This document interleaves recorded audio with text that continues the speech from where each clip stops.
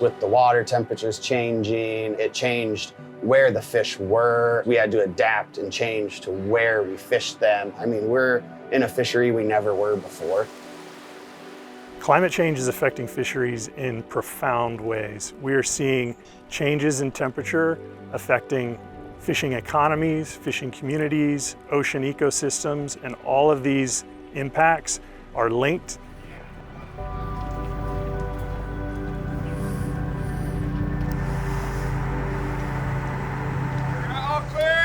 I'm a second generation commercial fisherman. Just grew up on the boat with my dad and I love the ocean.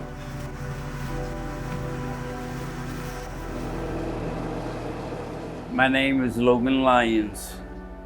I am the captain of the trawler, my little shrimp trawler. Down. Down!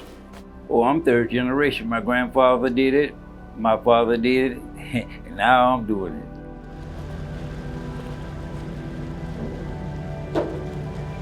My father has been a lobsterman his whole life, and he's dedicated his whole entire life to his business. He couldn't keep me off his boat by the age of 8. I always wanted to go to haul with him and bait bags and ban lobsters for him. You know, now got my own boat and I've been going lobstering as a captain for the last 8 years.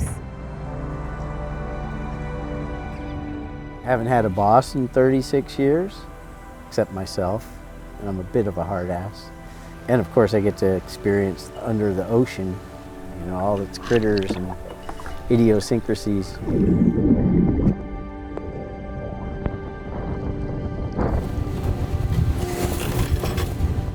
What we see are long-term warming trends and short-term extreme variability around those warming trends, impacting the catch that fishermen bring in, the revenue that fishermen bring in, and the social and community fabric that's associated with the fishing profession in coastal communities. Those rising water temperatures can be gradual over time, or they can be short-term spikes that return back to previous levels. Those gradual changes can cause long-term gradual shifts in where species live and the habitats they use and the footprints that fisheries occupy. For the last 48 hours, we've been setting our commercial Dungeness pots on the south end of Kodiak, Alaska. About 30 seconds and then hold for the beep. We set 550 pots in about 14 hours on opening day. Tried to get them in as fast as we could with as much bait as possible to beat everybody else.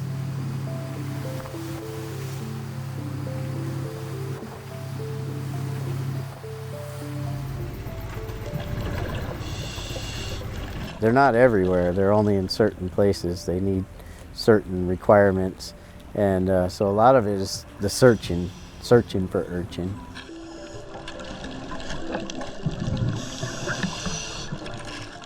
Yeah, I think we got probably around 500 pounds for our efforts today.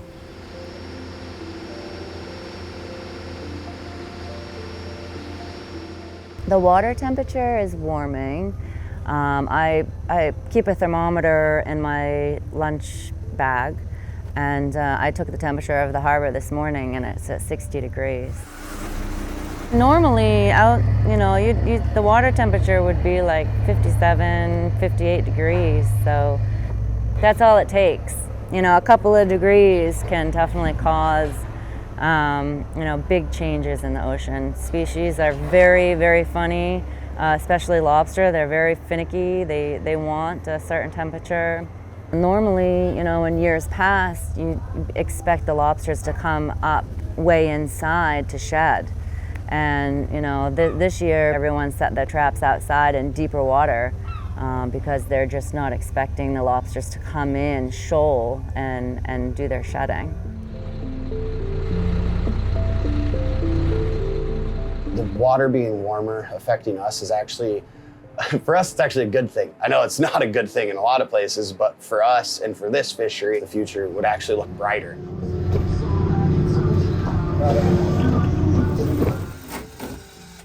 When we have warm water periods, the kelp does very poorly. The kelp is doing poor, it's not good for the urchins, they have no food. When they have no food, they become very hungry and they scour the bottom and they prevent kelp from growing. So are we going to see more El Niños because of climate change? Are they going to be more intense? We don't know.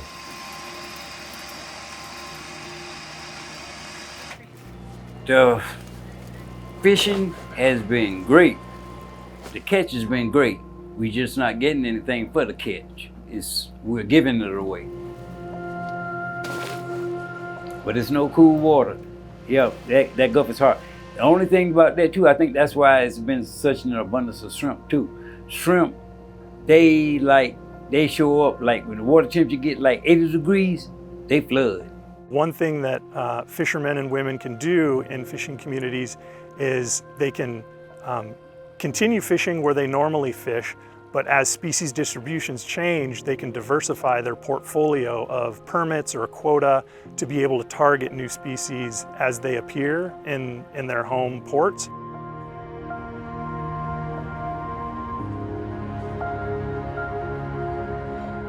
A lot of the fishermen around here have their federal license, and I'm, an inside fisherman, so, I guess if I want to continue fishing, I will have to invest more money into my business and get an offshore federal license. I've invested so much into this business just so that I can continue making this living on the coast of Maine here. So it's definitely an everyday, thought in my mind.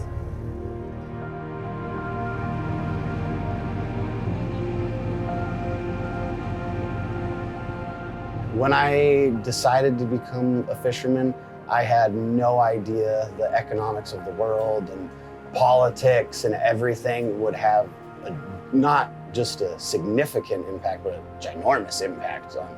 The fuel and bait prices are always a factor, but this year it would be the low price of crab and just not really understanding why it's low, but having to adapt to that and changing the ways we fish and changing the ways we're baiting. So I fish for Dungeness crab because it is, as what we call, one of the last open access and entry-level fisheries. The permit is only $1,000. You need the boat and all the gear, but you can get into it relatively cheap compared to those other crab fisheries. And Dungeness has treated us really well the past few years. Last one on our boat.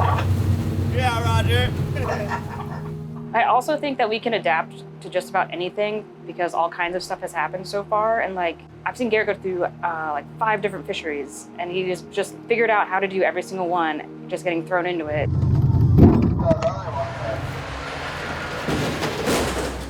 So when we have problems with kelp, all the sea urchins get skinny.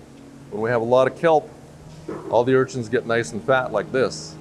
I've seen a lot of the bottom. I've seen how it changes. I've seen the changes in the ocean, what happens when an El Nino comes through, what happens when the kelp comes and goes.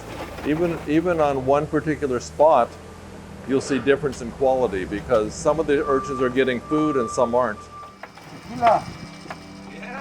We keep these urchins in check by doing what we do, and if nobody's out there to harvest them, they would definitely take over and turn into urchin barons.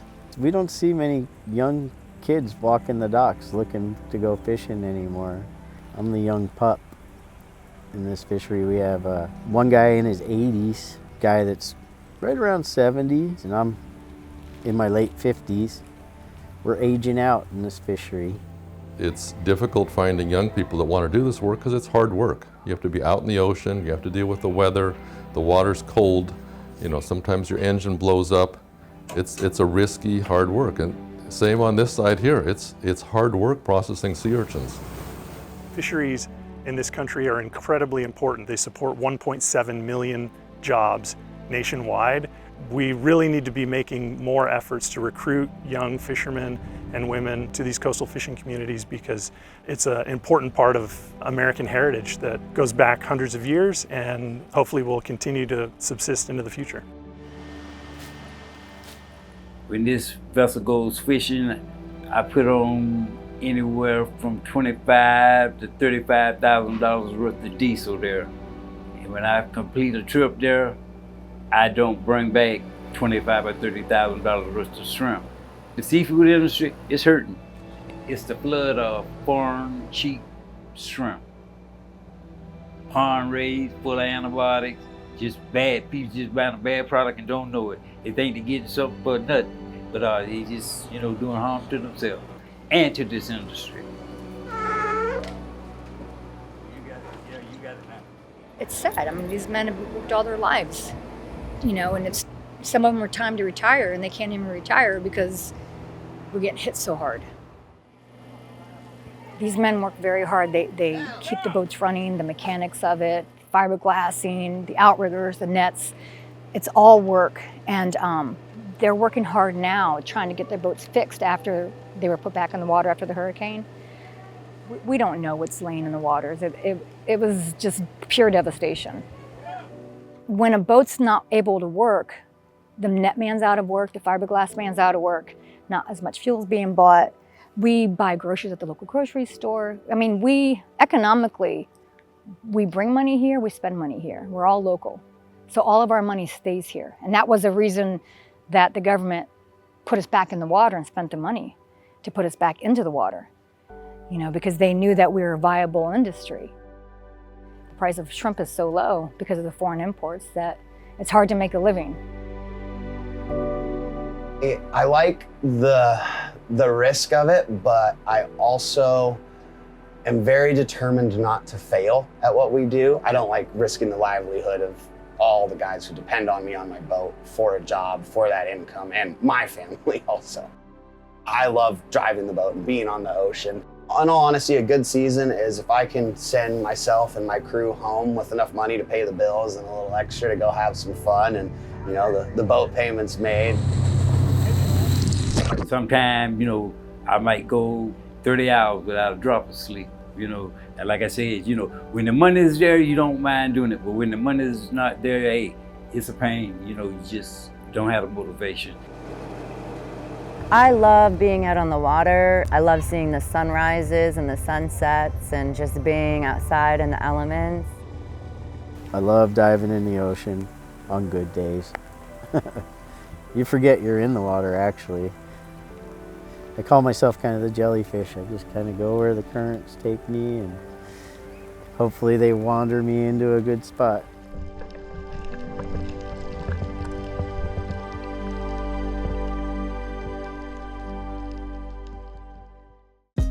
Hey, thanks for watching. If you like this video, check out these other videos from USA Today to stay up to date with all the latest news.